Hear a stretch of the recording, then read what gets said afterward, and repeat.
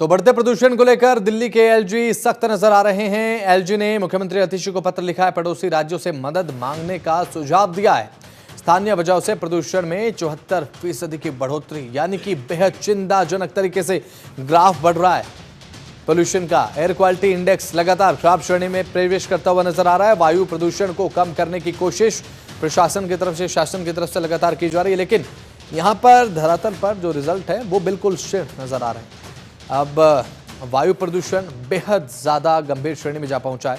अभी दिवाली आई भी नहीं है, उससे पहले ही एयर क्वालिटी इंडेक्स 400 को छूते हुए नजर आ रहा है। अब ऐसे में एलजी ने मुख्यमंत्री आतिशी को पत्र लिखा है। एलजी वीके सक्सेना पत्र लिख चुके हैं मुख्यमंत्री को और साथ ही कहा कि पड़ोसी राज्यों से आप मदद ले सकते हैं। और ज्यादा जानकारी के साथ हमारे संवाददाता नमित त्यागी जुड़ चुके हैं। नमित, फिलहाल एलजी की तरफ से मुख्यमंत्री आतिशी को पत्र लिखा गया, साथ ही सुझाव दिया गया कि पड़ोसी राज्यों से भी आप सुझाव ले सकते हैं, मदद ले सकते हैं। आपका क्या कुछ आकलन है इस पर? अभी राजधानी दिल्ली में ग्रैप 2 के जो नियम है वो भी लागू कर दिया नमित, लेकिन क्या ये काफी है राजधानी दिल्ली में बढ़ते प्रदूषण को रोकने के लिए?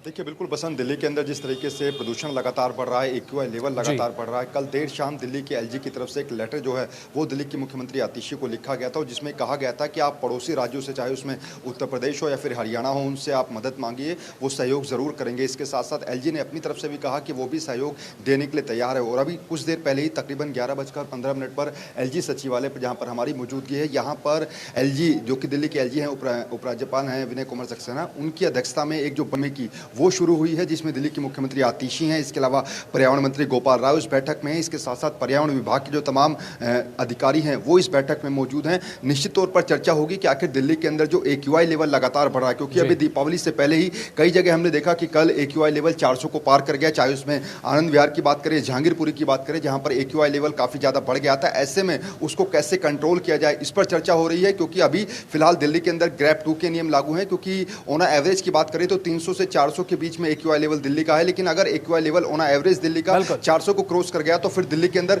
ग्रैप 3 के जो नियम है वो भी लागू किए जा सकते हैं। हालांकि दिल्ली के अंदर आर्टिफिशियल रेन को लेकर कल हमने देखा कि पर्यावरण मंत्री गोपाल राय ने केंद्रीय पर्यावरण मंत्री को भी एक चिट्ठी लिखी और उसमें कहा कि अगर दिल्ली के अंदर जरूरत पड़ेगी तो आर्टिफिशियल रेन को लेकर तमाम जो परमिशन ली जाती है उसको पहले से ही पूरा कर लिया जाए। तो दिल्ली के अंदर हालांकि दिल्ली सरकार की तरफ से 21 सूत्रीय विंटर एक्शन प्लान जो है वो जरूर लागू किया गया, लेकिन बावजूद उसके दिल्ली के कई ऐसे इलाके हैं जो कि 13 हॉटस्पॉट है, चाहे उसमें ओखला है, जहांगीरपुरी है, आनंद विहार है, मुंडका है, जहां पर एयर क्वालिटी इंडेक्स लगातार बढ़ता जा रहा है, जिसको लेकर एलजी जो है वो एक्शन में आए हैं। पहले मुख्यमंत्री को चिट्ठी लिखी और अभी कुछ देर पहले डीडीएमए की जो बैठक है वो अभी भी चल रही है। हालांकि कुछ देर के बाद जब मुख्यमंत्री आतिशी और पर्यावरण मंत्री गोपाल राय बाहर निकलेंगे तो ये मालूम चलेगा कि आखिर इस बैठक में क्या हुआ है। लेकिन जिस तरीके से जो चिट्ठी एलजी की तरफ से मुख्यमंत्री आतिशी को लिखी गई उसमें जो जिक्र किया गया कि 74% जो कारण है वो दिल्ली के ही अंदर स्थानीय कारण है, जिस वजह से जो दिल्ली का प्रदूषण है वो बढ़ रहा है, उन पर कैसे कंट्रोल किया जाएगा, उनको कैसे नियंत्रित किया जाएगा, इस बैठक में कहीं ना कहीं उन मुद्दों पर चर्चा होगी। बिल्कुल, जाहिर सी बात है ये बैठक काफी महत्वपूर्ण है। नमित, अगर बात करें इस बैठक को लेकर तो इस तरीके की तमाम बैठक जो है वो दिवाली से पहले इन्हीं दिनों में देखने को मिलती है, लेकिन जब धरातल पर एयर क्वालिटी इंडेक्स की तरफ नजर जाती है तो राजधानी दिल्ली में रह रहे दिल्ली वासियों की सांसों से एक तरीके से खिलवाड़ भी नजर आता है नमित।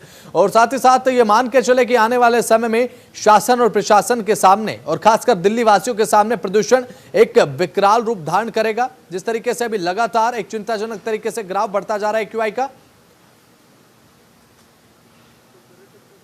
देखिए बिल्कुल निश्चित तौर पर, क्योंकि दिवाली से पहले ही अगर दिल्ली का एक्यूआई लेवल 350 को क्रॉस कर रहा है तो फिर आप ये सोचिए कि दिवाली के आसपास कितना एक्यूआई लेवल बढ़ जाएगा। हालांकि दिल्ली के अंदर पटाखों पर पूरी तरीके से बैन है, लेकिन बावजूद उसके हमने पिछले साल भी देखा था कि कई जगह बैन के बावजूद भी दिल्ली के अंदर आतिशबाजी हुई थी। ऐसे में दिल्ली के अंदर दीपावली के बाद एयर क्वालिटी इंडेक्स और ज़्यादा बढ़ेगा। इसको लेकर दिल्ली सरकार ने तो 21 सूत्रीय विंटर एक्शन प्लान लागू कर दिया, लेकिन अब एलजी जो है वो इसमें एक्शन में आए हैं। हालांकि अगर हम दिल्ली के एयर क्वालिटी इंडेक्स की बात करें तो जैसा हमने कल बताया था कि कल से अब में थोड़ा सुधार जरूर देखा गया है।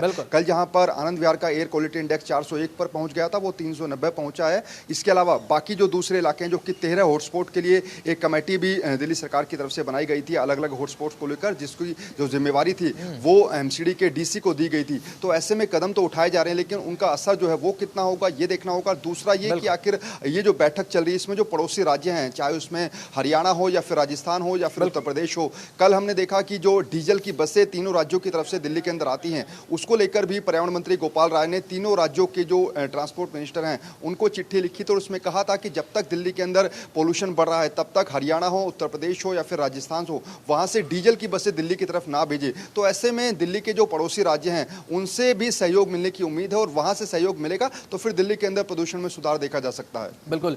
अब ऐसे में हमारे दर्शकों की जानकारी के लिए निमित्त एक बार ये भी बताइए कि ग्रैब का जो दूसरा चरण लागू किया गया है, सरकार की तरफ से पाबंदियां क्या लगाई गई हैं, क्या कर सकते हैं लोग और क्या नहीं कर सकते। जिस तरीके से कभी कभी देखने को मिलता है जैसे कि ग्रैब 2 के जो दूसरे चरण के नियम है वो बताते हैं कि निर्माण कार्यों पर यहां पर रोक रहेगी। इस तरीके के क्या क्या नियम अभी फिलहाल अप्लाई किए गए हैं राजधानी में? देखिए बिल्कुल सीएक्यूएम की तरफ से जैसे ही जो एक्यूआई का लेवल है वो 300 को पार करेगा तो फिर ऑलरेडी ग्रैब 2 के नियम दिल्ली के अंदर लागू हो गए हैं, क्योंकि 2 दिन पहले ही ग्रैब 2 दिल्ली के अंदर लागू किया जा चुका है। उसके तहत दिल्ली के अंदर जो डीजल के द्वारा जो जनरेटर चलाए जाते हैं उन पर पूरी तरीके से पाबंदी लगा दी गई है। इसके अलावा दिल्ली के अंदर जो गाड़ियों की पार्किंग लगती है उसके चार्जेस को बढ़ा दिया गया है, यानी कि मैक्सिमम लोगों से अपील की गई है कि आप पब्लिक ट्रांसपोर्ट का यूज़ कीजिए, अपने वाहन को छोड़िए। इस वजह से पार्किंग चार्जेस को बढ़ाया गया है। इसके साथ साथ जैसे हम बार बार बता रहे हैं कि दिल्ली के अंदर जो बाहर से यानी कि दूसरे राज्यों से डीजल की बसेस आती हैं उनसे भी काफी पोल्यूशन फैलता है। आनंद विहार की बात करें जो कि 13 हॉटस्पॉटों में से एक हॉटस्पॉट है, वहां पर कुछ दिन पहले दिल्ली की मुख्यमंत्री आतिशी पहुंची थी और वहां पर जो सड़क टूटी हुई है वो भी एक बड़ा कारण देखा गया था, जिस वजह से दिल्ली के आनंद विहार का एक्यूआई लेवल काफी ज्यादा बढ़ता है। तो फिलहाल दिल्ली के अंदर ग्रैब 2 जो है वो लागू है, लेकिन जैसा मैं बता रहा हूं कि ऑन एवरेज अगर दिल्ली का एक्यूआई लेवल 400 को पार करेगा तो फिर ऑलरेडी दिल्ली के अंदर ग्रैब 3 के नियम भी लागू किए जा सकते हैं। नमित त्यागी जुड़ा महत्वपूर्ण जानकारी साझा आपने की, बहुत बहुत शुक्रिया आपका।